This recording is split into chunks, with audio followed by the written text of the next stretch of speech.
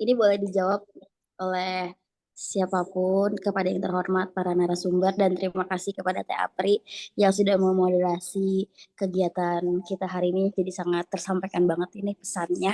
Jadi yang aku ingin tanyakan adalah kira-kira ini kan kita eranya media banget nih. Nah, kira-kira gimana sih media, teknologi, dan ruang digital ini sangat bisa dimanfaatkan untuk kampanye pencegahan kekerasan ini sendiri gitu kan. Terus juga eh, apa namanya, apa praktik baik atau pengalaman nyata yang bisa direplikasikan untuk memutus rantai kekerasan itu. Jadi sebenarnya tadi semua pemateri sudah sangat menyampaikan dengan sangat jelas, tapi kurasa ini perlu kira-kira tindakan konkret apa nih yang bisa teman-teman lakukan para Gen Z yang sehari ini tuh media banget gitu kan, baik di sosial media Instagram, TikTok dan lain sebagainya yang sangat melekat di kehidupan sehari-hari. Jadi kan yang bisa kita lakukan itu kan hal sederhana tapi berdampak. Seperti itu. Terima kasih Kak Apri. Terima kasih Fani, gitu ya. Ini karena tadi Fani nggak spesifik mau tanya ke siapa, nah perkenankan untuk siapapun bisa menjawab atau merespon. Silahkan banget nih, mau siapa yang mau merespon? Apakah Kak, mungkin karena tadi bicara Gen Z ya, Gen Z ya. Apakah mau dicoba Kak Gracia? Apakah mau berbagi gitu ya? Peran kita di media gitu seperti apa gitu, kontribusi kita untuk eh, membangun ataupun ya awareness soal isu ini. Sudah bisa hadir Kak Gracia? Oh, iya bisa Kak. Oke, Oke. tapi ini layarnya kosong nih. Oh iya Kak, maaf Kak. Oh, mana nih orangnya? Dia nih dia. Oke. Oke, halo. Jadi ini inti pertanyaannya gimana Kak? Yang intinya? Intinya adalah apa sih peran Gen Z gitu ya, peran kita semua deh untuk bermedia sosial gitu, untuk melakukan kampanye-kampanye anti kekerasan gitu. Kalau ada praktek baik, mungkin misalkan ada hal-hal yang pernah dilakukan tuh kayak apa sih gitu. Mungkin bisa Oh, juga diceritakan pengalaman di forum anak juga, ataupun pribadi gitu, Kak Gracia juga bisa. oh, oke. Oke, baik. Kalau yang bisa kita sebagai Gen Z yang bisa kita lakukan itu di media sosial, mungkin kita bisa lebih memperbanyak seperti promosi-promosi atau banyak membagikan flyer-flyer tentang bagaimana tentang informasi-informasi edukasi yang bisa diterapkan di media sosial. Terus aku juga pernah ikut kegiatan untuk itu kegiatan yang diundang dari ada satu dinas yang ada di Kota Tomohon waktu itu, untuk ikut bagaimana kita sebagai Gen Z dapat selalu menggunakan media sosial dengan bijak. Kami juga kalau dari Forum Anak Nasional, kami kami didampingi oleh pembina dan juga didukung oleh organisasi seperti UNICEF dan telah membantu kami untuk meningkatkan kapasitas. Kami mendapatkan pelatihan untuk menguatkan life skill sehingga bisa lebih bijak dalam menggunakan media sosial, tidak mudah terpengaruh konten negatif dan memahami risiko kekerasan daring seperti cyberbullying atau eksploitasi. Jadi kalau dari saya itu, intinya itu kalau menurut aku yang bisa kita Gen Z lakukan di media sosial agar media sosial dapat bermanfaat dengan baik, yaitu dengan kita bisa membagikan banyak-banyak informasi-informasi edukasi seperti di Instagram, di YouTube, ataupun mungkin kalau Gen Z itu yang banyak digunakan itu sekarang di Instagram, mungkin atau di TikTok, kita bisa banyak membagikan konten-konten edukasi di sana. Kalau dari saya begitu, terima kasih. Oke, terima kasih Kak Gracia. Aku mau tanya tambahan boleh nggak gitu? Boleh, Pak. Biasanya jenis konten seperti apa sih yang dibagikan gitu? Di tengah, karena aku punya juga saudara-saudara ya yang di usia-usia Z juga gitu. Biasanya kelompok ini tuh kadang gitu ya, tidak bermaksud mengeneralisir, tapi minimal kadang, agak kurang gitu untuk bermain media sosial dalam hal ini memproduksi konten. Biasanya dia aktif, tapi dia, pengamat aja gitu, jarang tuh yang membagikan postingan atau kadang, ini, membatasi karena misalkan, "Kenapa kamu nggak posting?" Gitu misalkan, "Karena nanti jelek feed-nya." Nah itu. Mungkin gimana tuh cara Kak Gracia dan teman-teman forum anak tuh kayak mungkin bisa membuat ya menyeimbangkan, konten ataupun, tetap gitu ya melakukan pendekatan mengedukasi gitu melalui postingan, di medsos, tapi misalkan, gimana soal, dilematis estetika kontennya sendiri, akunnya sendiri ya, biasanya kayak gitu. Boleh nih Kak, karena ini teman-teman yang lain pasti mendengarkan juga gitu, terus nanti kita rencananya juga kan ini akan di-upload di YouTube, mudah-mudahan bisa jadi pembelajaran bermakna juga. Silakan, Kak. Oke. Baik, jadi kalau dari kami Forum Anak itu untuk menyeimbangkan, ketertarikan Gen Z di zaman sekarang itu dengan, edukasi-edukasi yang ada, jadi kita kalau buat konten itu, biasanya kami menambahkan dari, mmm, tren-tren sekarang, di tren-tren yang banyak di TikTok sekarang. Jadi contohnya kalau kita mau buat biasa itu kalau mau buat reels tentang edukasi kita kayak tambahin konten-konten yang seru, yang fun untuk anak-anak atau Gen Z agar mereka bisa jadi itu biasanya kita taruh di bagian awal, di konten anggap di satu video reels itu. Jadi di bagian awal kita taruh kayak tren-tren sekarang yang lucu, menarik, yang bisa kalau orang-orang lihat dari awal itu bisa langsung kayak bisa dibuka sampai akhir tanpa kalau mereka sadar, mereka sudah menonton video yang menyenangkan dan tanpa mereka sadar dan sudah ada edukasi di dalamnya. Jadi kami intinya itu lebih ke menambahkan tren-tren yang ada di sekarang di Gen Z untuk menyampaikan edukasi-edukasi yang ada tentang anak, gitu, Kak. Oke. Makasih, Kak. Artinya tetap ya ada edukasi, tapi pendekatannya yang up to date ya. Jadi kalau ini tren yang apa, ngikutin tren agar tetap orang merasa relate ya terhadap kebutuhan hiburan, tapi juga edukasi gitu. Terima kasih, Kak Grace. Nanti, saya akan tanya lagi nih ada pertanyaan baru nih dari oke. Dari Kak Inas nih, bisa, saya mau tanyanya ke mana ya, boleh kita coba deh, Mbak Ning Rere masih di sini?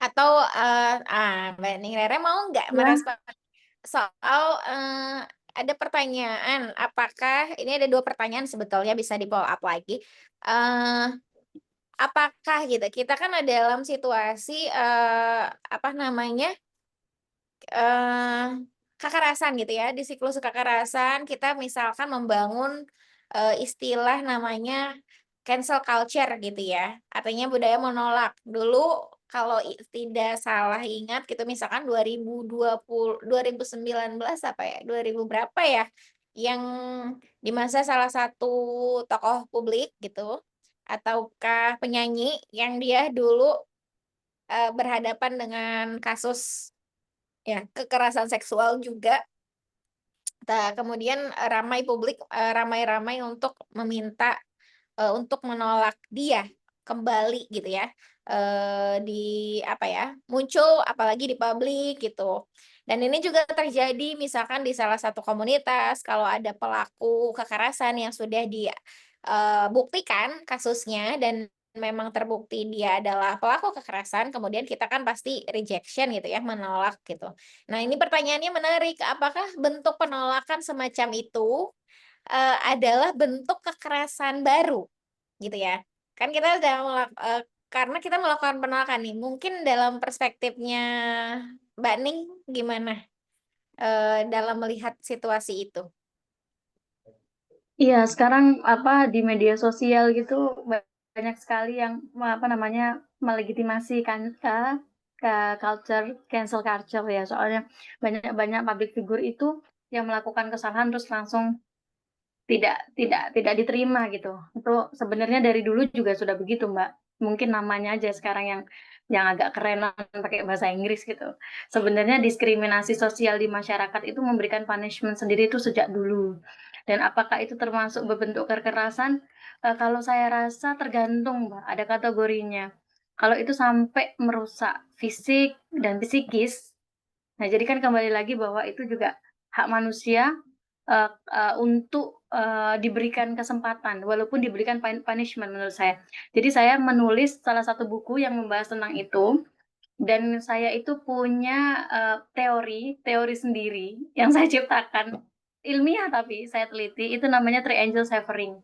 Triangle Suffering itu bahwa siklus hidup manusia itu berbentuk segitiga. Jadi pelaku yang diresahkan, perilaku yang dirasakan kayak kita di rumah tangga juga ada suami, istri, anak.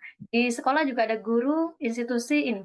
Jadi triangle suffering itu. Dan apakah itu termasuk kekerasan? Itu tergantung karena undang-undang maupun apa ya, kalau di Toraja atau di mana ada hukum adatnya, tapi selagi dia tidak menyakiti fisik dan psikis yang ini, ya menurut saya sih masih oke-oke saja karena memang kalau tidak di punishment itu ini, apa namanya, tuman, bahasanya apa, tuman. Jadi dia melakukan hal itu berulang-ulang, apalagi dipertontonkan kan di publik gitu, Mbak.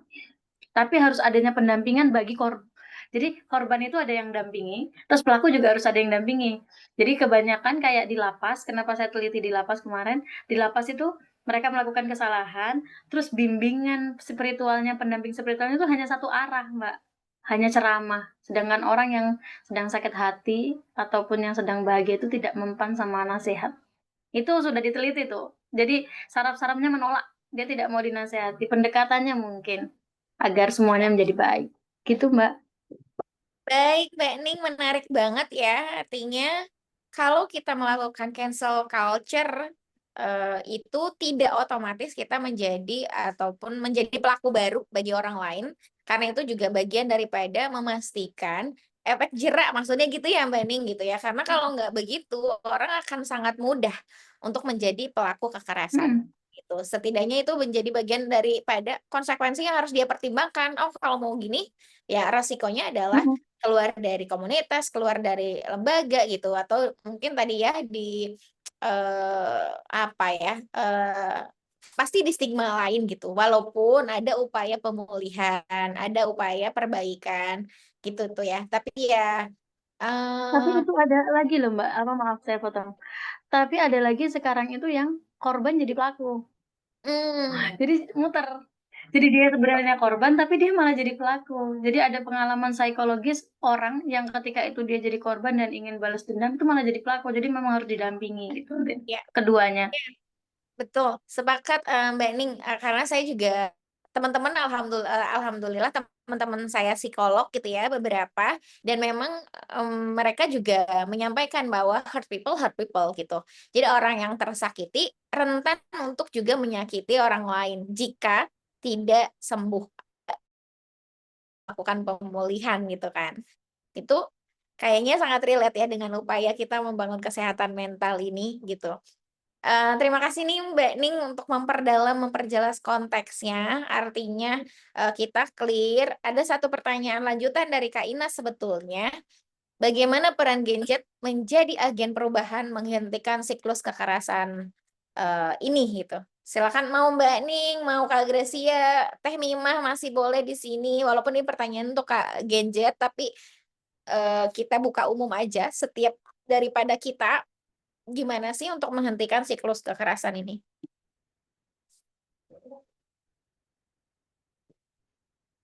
Kaning masih mau jawab?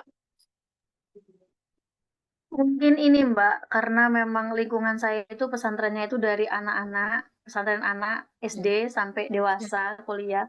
Jadi termasuk Gen Z juga. Jadi sekarang tuh tagline woman support woman itu seharusnya menjadi siapa teman, support teman atau apapun karena Gen Z itu ternyata punya uh, kecerdasan intelektual yang berbeda. Sehingga kalau kecerdasan intelektual yang berbeda berarti treatmentnya juga harus berbeda. Gimana caranya?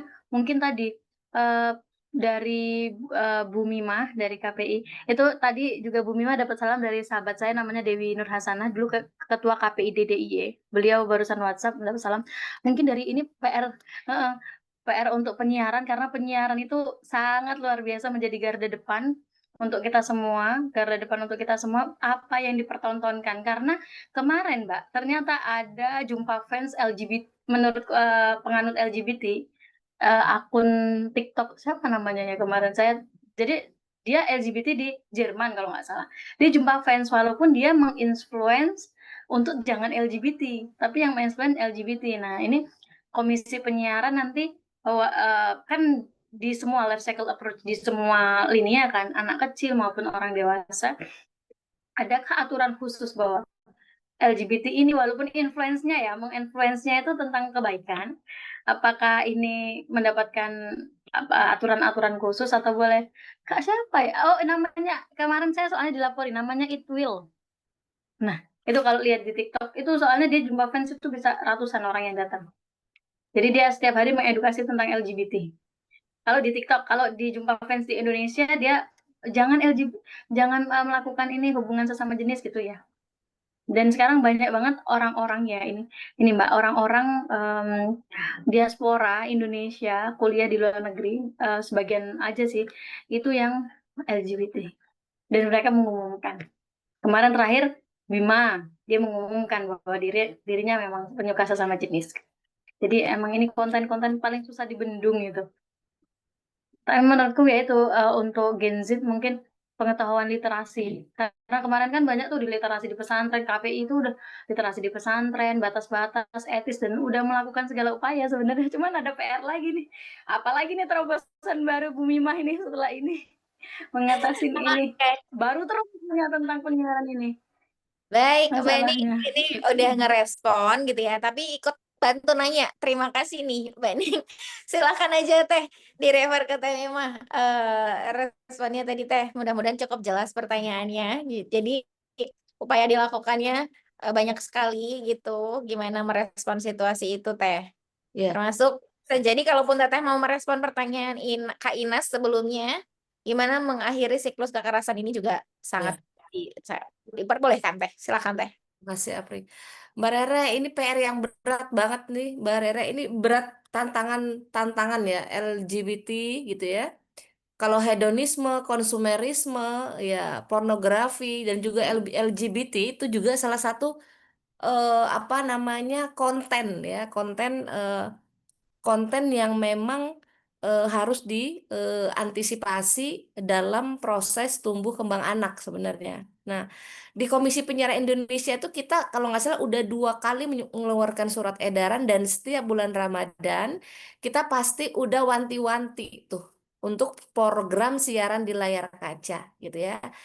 Jadi yang dimaksud gini, bisa laki-laki menyerupai perempuan atau perempuan menyerupai laki-laki, baik dari perilaku, pakaiannya, itu kita ada surat edaran yang dikirimkan kepada seluruh lembaga penyiaran. Nah, kontrol itu lebih mudah Mbak Rere sebenarnya. Nah, tadi yang saya bilang bahwa ada ruang lain nih, ruang lain di media penyiaran kita yang itu butuh intervensi lebih besar dari negara. Nah, karena KPI nggak punya kewenangannya, maka yuk ini bareng, ini siapa nih? Ada Komdiji juga gitu ya. Ada teman-teman yang concern di isu-isu anak, dalam hal ini Sri Mangati Nusantara, dari lembaga-lembaga lain yang kita mau antisipasi perilakunya nih ya Mbak ya, perilakunya bahkan dia mengkampanyekan ini. Nah ini di situ tuh nggak boleh sebenarnya Mbak, di kita bilang nggak boleh ngajak orang-orang ya mengkampanyekan. Itu kampanye itu kan bagian mengajak ya, supaya apa namanya orang-orang atau publik itu seperti dirinya kan begitu gitu. Nah, LGBT ini kalau ada dalam dirinya, kalau dalam konteks penyiaran, lu nggak boleh ngajak-ngajak orang, lu nggak boleh kampanye kan, apalagi lo bikin flyer gitu ya, lo ngomong di media gitu. Nah di TV Mbak Rere, Insya Allah Mbak Rere, ruang ini udah dibatasi, ada pengawasannya. Nah kalau di media berbasis internet ini sebenarnya yang gerakannya itu memang harus gerakan masif. Tadi Mbak Rere udah sampaikan nih, Kan sebenarnya dari dulu juga udah ada ya Mbak, dan terus menerus udah ada peraturannya, udah ada kampanye apa namanya kampanye membuat program yang edukatif, positif dan sekaligus menghibur itu udah ada sejak sejak lama gitu ya. Tapi ya ini kan generasinya berubah terus dan pola-pola untuk mengkampanye ini kan banyak caranya. Saya belum tahu nih Mbak Rere yang Mbak Rere maksud tadi. Tapi kalau misalnya menyebut nama platform, ya kalau platform itu yang dimaksud gitu ya, ya itu ranah itu memang kita belum bisa masuk. Nah, sekarang kita harus lebih detail sebenarnya sejauh mana apa sih yang membuat ini bisa merusak gitu ya, bisa mempengaruhi masa depan anak. Ini harus melalui proses kajian juga. Dan ini harus disampaikan bersama-sama karena kalau dalam aksi itu kan kita suka begini, aksi bersama, isunya bersama. Jadi isunya jangan masing-masing. Kalau isunya terkotak-kotak gitu ya, kita nggak akan bisa ikut dalam tanda kutip ya berperang melawan apa namanya konten-konten yang itu dapat merusak generasi ke depan. Terima kasih Oke, Mbak Rere. Kalau Rere. Mbak Dewi satu angkatan sama saya, Mbak Dewi satu Satu angkatan. angkatan satu jiwa ya Teh. Ya, satu angkatan. Sekarang Mbak Dewi kan sudah tidak lagi di ini. Tapi saya Ya, apresiasi, sekarang beliau di bawah apresiasi apa sahabat diskusi saya ini, itu. Mbak Apri. Ya, Dan ini juga sudah menjadi konsennya KPI hmm.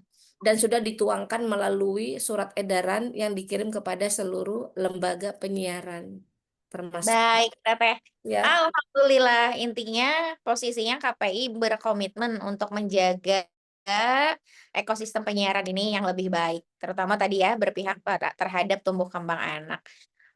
Oke, Teh dapat poin pentingnya. Terima kasih Teh sudah menjawab pertanyaan yang dari Mbak Rere langsung. Kita akan beralih nih satu pertanyaan lagi. Mohon maaf nanti sahabat-sahabat kalau ada pertanyaan lanjutan pasca ini di drop aja di postingan terakhir Sri Manganti Nusantara soal diskusi ini. Nanti kita akan filter pertanyaan-pertanyaan yang mungkin masih sangat butuh pendalaman untuk kita bisa melakukan diskusi online lagi ya di sesi mendatang. Nah, ini satu pertanyaan lagi, silakan mau Mbak Rere, mau Kak Gracia, mungkin mau coba Pak Edi juga boleh. Pertanyaan singkat aja nih yang terakhir. Seringkali pesantren itu terjadi ada senioritas, intinya ada senioritas di pesantren antara santri baru dengan santri yang udah lama. Nah, menurut Mbak sendiri, spesifik Mbak nih, bagaimana kita menanggapi kasus semacam itu? Gitu, karena budaya senioritas itu sudah mengakar. Saya pikir ya, dalam opini saya sebetulnya tidak hanya di pesantren, tapi hampir di setiap institusi pendidikan, komunitas, organisasi gitu ya, ada senioritas ini. Ya, jadi boleh Mbak Rere, boleh Kak Gracia juga bisa menjawab mungkin. Gimana cara kita merespon budaya senioritas di lingkungan kita masing-masing? Siapa mau jawab? Boleh saya dulu? Oh, boleh. Silakan, Pak. Ya, karena memang beberapa contoh atau model pesantren ramah anak yang didukung oleh UNICEF seperti di di Jawa Tengah, Jawa Timur, Sulawesi Selatan, Aceh, itu sebenarnya ada beberapa pendekatan yang dilakukan untuk menjawab hal ini. Yang pertama, penting sekali untuk mendapatkan komitmen dari kiai nyai sebagai teladan, ya, karena dari mereka lah sebenarnya dibahasakan, diterjemahkan kebijakan, perilaku, behavior dari lingkungan pesantren itu. Dengan adanya teladan itu, seluruh masyarakat di pesantren termasuk siapapun pengajar, siswa, kakak kelas itu tingkat akan terpengaruh untuk mengadjust, menyesuaikan budaya, perilaku maupun cara pandang ya. Nah itu ini dicontohin misalnya kayak misalnya pesantren di Al-Hayat di Malang itu saya langsung datang itu dengan ketemu sama nyai yang memiliki pesantren. Beliau sangat menerima konsep pesantren ramah anak yang dikembangkan oleh Kemenak dan dikembangkan bersama teman-teman yang lain. Malah dia memberikan kesempatan bagi ustadz-ustadzannya untuk mempelajari tentang disiplin positif. Disiplin positif ini kemudian diajari ke semua pengajar-pengajar, semua kakak-kakak tingkat yang diminta untuk mendampingi adik-adiknya supaya menghindari tindakan yang menimbulkan kekerasan. Bahkan kata hukuman itu sendiri, sanksi itu tidak ada, ya, tidak perlu digunakan gitu. Nah sekarang kan juga sama diterjemahkan di Permen Dikdasmen itu tidak lagi bicara tentang pencegahan dan penanganan kekerasan, tetapi di sekolah, tetapi disebutkan budaya sekolah yang aman dan nyaman, positif ya, narasi positif.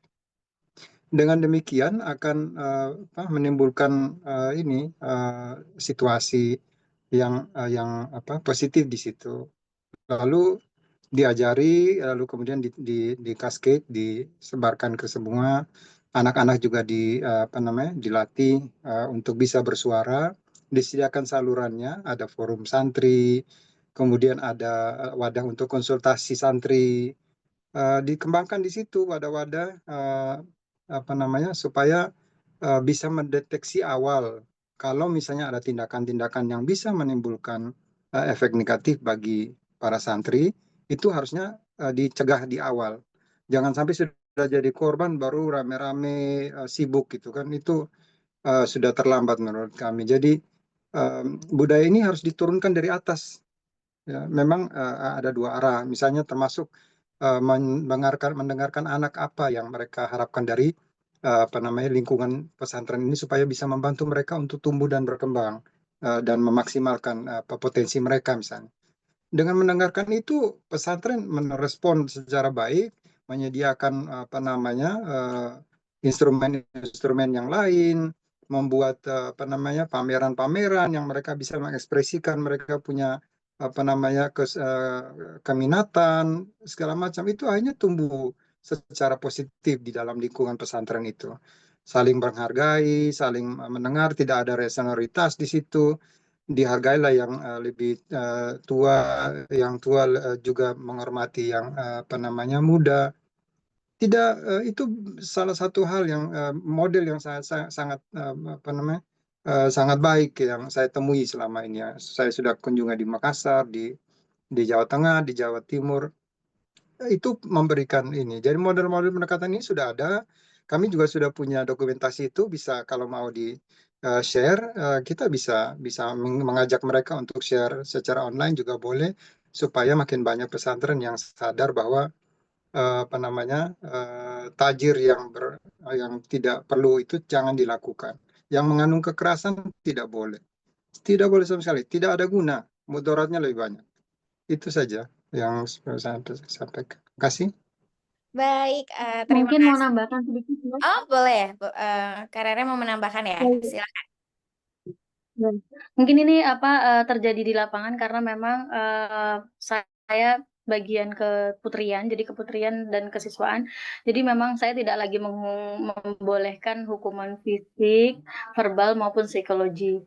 Jadi memang itu tidak boleh. Memang kita dari pengasuh pesantren, saya ada 3 dewan pengasuh, memang ada bagiannya masing-masing. Kita punya ini Mbak, punya program untuk pelatihan leadership berbasis empati. Jadi pelatihan leadership berbasis empati ini pengurus-pengurus baru itu dilatih untuk pendekatan deep listening namanya.